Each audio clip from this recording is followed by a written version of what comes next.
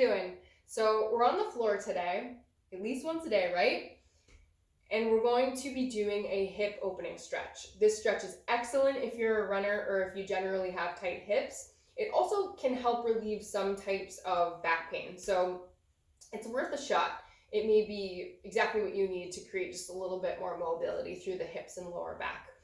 To start, I'm gonna have everybody just extend their feet straight out in front of you and just let them fall open. In many cases, this may be an enormous stretch. And if it is, and that's the case for you, you're just gonna hang out here. If you wanna sort of anchor into this position a little bit more and really take the time to stretch, you're gonna bring your hands back behind you. You're gonna sort of shift until you get into anchoring of those sits bone, the ischial tuberosities, the points in the bottom of the pelvis. You're gonna lift up through the chest and pull in through the belly button and just hang out right here. If you want a little bit more of a stretch, this isn't enough for you, you're gonna slowly bring those knees towards your hips. Now you may get to the point where you're really starting to feel a lot of tension through the hips and you wanna kind of hang out in that particular spot, but you also may be feeling a little bit of pain through the knee. No worries. So have a towel or some pillows nearby and you're just gonna tuck them right under the knee. So if I had issues with my knees, I'd have 2 towels or 2 pillows and I'd just be tucking them right under the knee. And you're gonna hang out at this point. Now, if this isn't enough for you, you need a little bit more.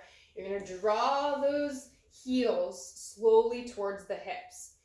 I am extremely flexible. I can pull my heels almost as far as they go into the hips, and you may fall somewhere in between, which is perfectly fine. So at this point, what I'm gonna do is I'm gonna anchor those sits bones, draw that belly button in, lift that chest. Nice, long, tall spine.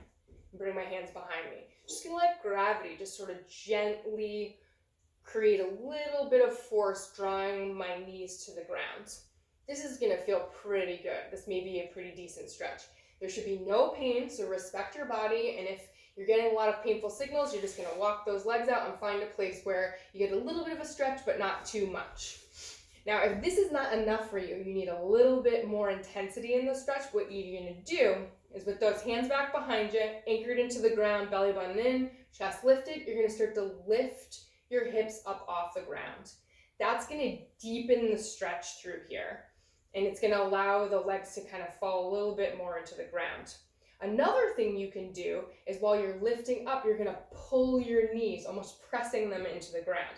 This should be pretty intense. Make sure you don't force it and let your body just sort of ease into that stretch. It feels really good when you have the time to take to let it all sink in. So to come out of the stretch, you're just gonna slowly walk those heels forward again. You're gonna bring your hands in front of you and you're just gonna shake out those legs. So up and down, side to side, windshield wipers.